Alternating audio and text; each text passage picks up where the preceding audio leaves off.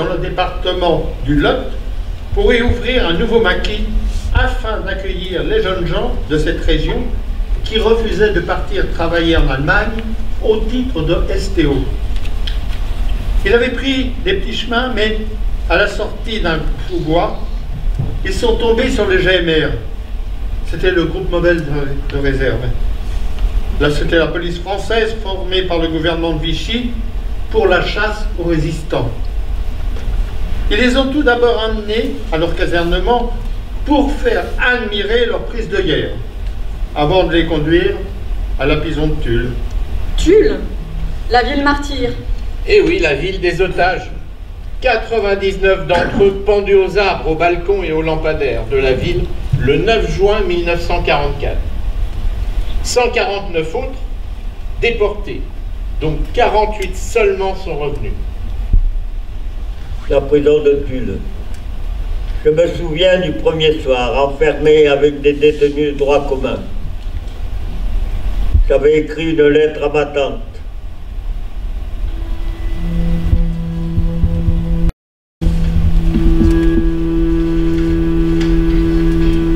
Chère tante, ici, à Tulle, le premier soir, on est mis dans des cellules avec des droits communs.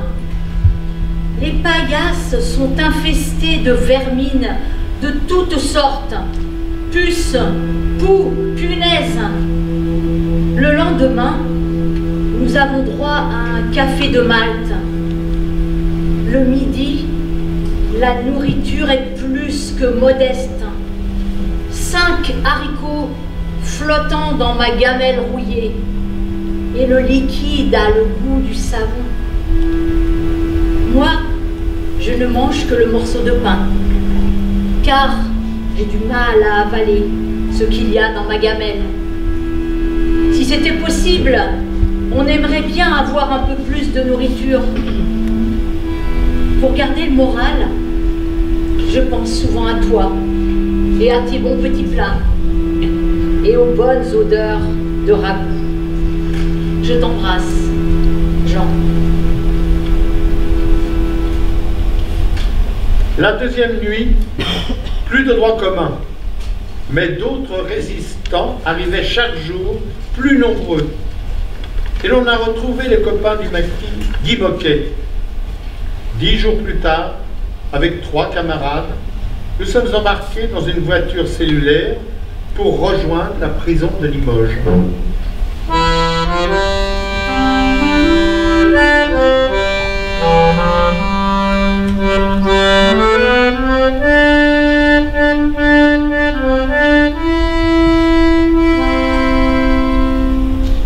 Pourquoi Limoges? Parce qu'à Limoges, en plus de la grande prison, il y a un tribunal et une section spéciale pour juger les résistants. Alors, nous sommes placés chacun dans une cellule pour l'interrogatoire par des inspecteurs de la police judiciaire. Ils tentaient de nous faire dire les noms de nos amis et du chef de groupe. Nous avions répondu que, justement, nous cherchions un groupe qui nous accepterait et que nous n'avons pas eu le temps de prendre le moindre contact. Les inspecteurs notaient. Puis nous avons eu la visite des avocats.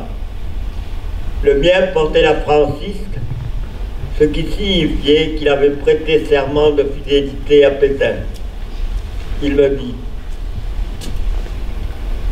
Je suis votre avocat commis d'office. Je vous garantis que je vais faire mon métier. Mais si vous voulez connaître ma pensée, les gens comme vous devraient passer par les armes. Mais je vais faire mon travail d'avocat et vous défendre, je le dois.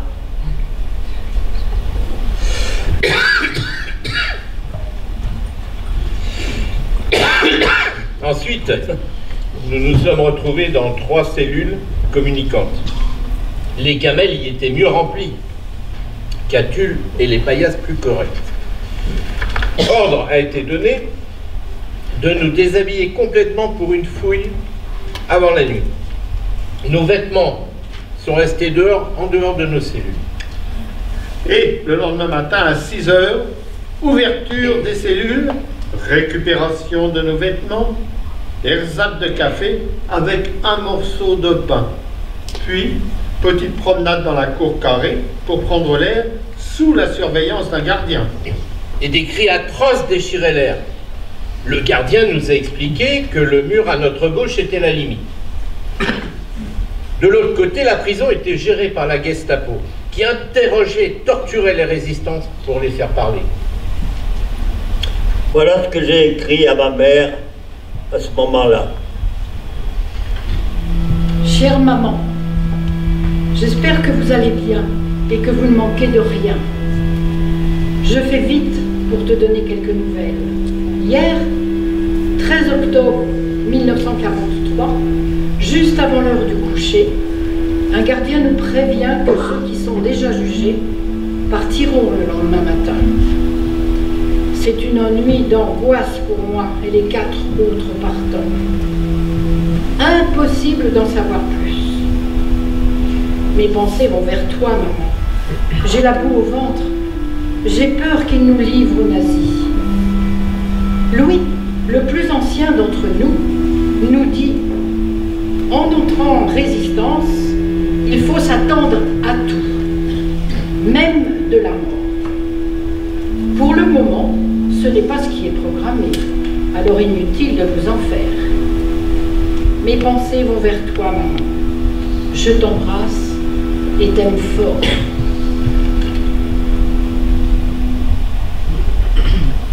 Vous êtes resté longtemps dans la prison de Limoges? Je l'ai quitté justement le lendemain, le 14 octobre 1943. Ce matin-là, à 6 heures, le gardien nous a fait prendre nos vêtements et nous a donné le petit déjeuner. Puis nous a amenés dans la cour où un camion cellulaire nous attendait. Nous embarquons, le camion cellulaire prend la route, nous passons à Tulle, puis Brive-la-Gaillarde. Le camion poursuit sa route jusqu'à Cahors. Et après 3 bonnes heures, un panneau indique Villeneuve-sur-Lot, puis un autre, Hesse.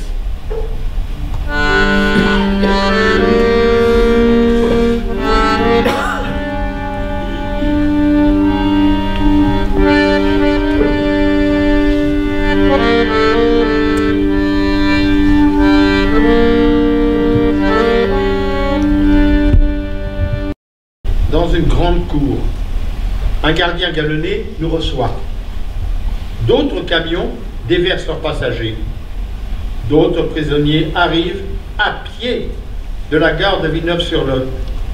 Certains ont même des boulets aux pieds. Alors nous nous interpellons pour savoir d'où nous venons. Brive-la-Gaillarde, Montpellier, Lyon, Marseille, Lyon, Saint-Étienne, Lille.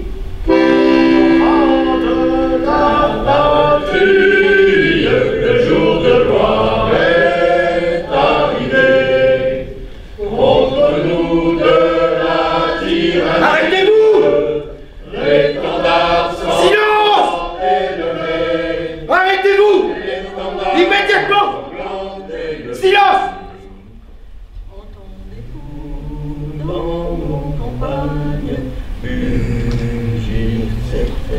Je suis le gardien-chef du pain. Je remplace le directeur qui a dû s'absenter quelques jours. Je vous préviens, vous êtes ici dans une prison centrale où la discipline est de rigueur. Il est interdit de parler entre vous dans les réfectoires ou dans les cours. J'aime autant vous prévenir. Nous en avons maté de bien plus dur que vous, croyez-moi.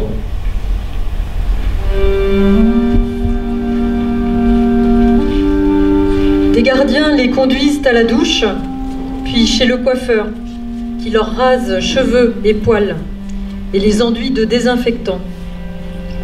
Puis, ils les conduisent à l'habillement et leur remettent leur tenue de bagnard, chemise, caleçon, veste, pantalon, et calots en toile de bure marron foncé.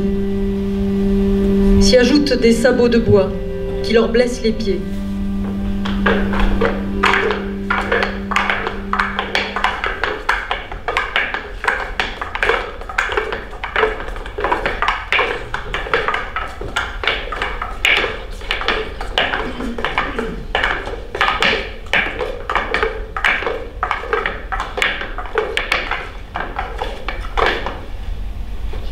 Au réfectoire, la nourriture est bien mieux qu'à Tulle ou Limoges, et plus abondante, mais pas très variée. Il ne faut pas être trop difficile. 22 octobre 1943. Chère cousine, nous sommes depuis le 14 octobre à la centrale de force de Hesse, dans le Lot-et-Garonne. Il y a 4 préaux. Depuis 8 jours, après manger, on nous amène dans notre préau, séparés des autres par des bâtiments et une double porte. Dans le préau numéro 4, nous sommes un peu plus de 300. Je suis avec mes amis connus à Tulle et Limoges, et avec des garçons de Montpellier, de Narbonne et de Brive. Nous ne devrions pas parler, mais les gardiens ne nous en empêchent pas. Dans les matinées et les après-midi, nous tournons en rond. Un gardien siffle, nous fait former un cercle. À un coup de sifflet, on marchait à son cri, droite, gauche, droite, et on part. Au bout d'un quart d'heure, nouveau coup de sifflet, nous devons tourner dans l'autre sens. Coup de sifflet, repos assis sur les bancs de pierre, une demi-heure. Nouveau coup de sifflet, nous reformons le cercle. C'était l'occupation de la journée. Le soir, dans nos dortoirs, nous pouvions parler, chanter si nous en avions envie. Au bout de 8 jours, nous avions tous les pieds en sang avec ces sabots de bois. J'ai réalisé que malgré nos différences, nous étions une équipe unie et fraternelle. J'espère que vous allez bien, ainsi que toute la famille. Ne vous faites pas de soucis pour moi. On devrait pouvoir résister. Jean.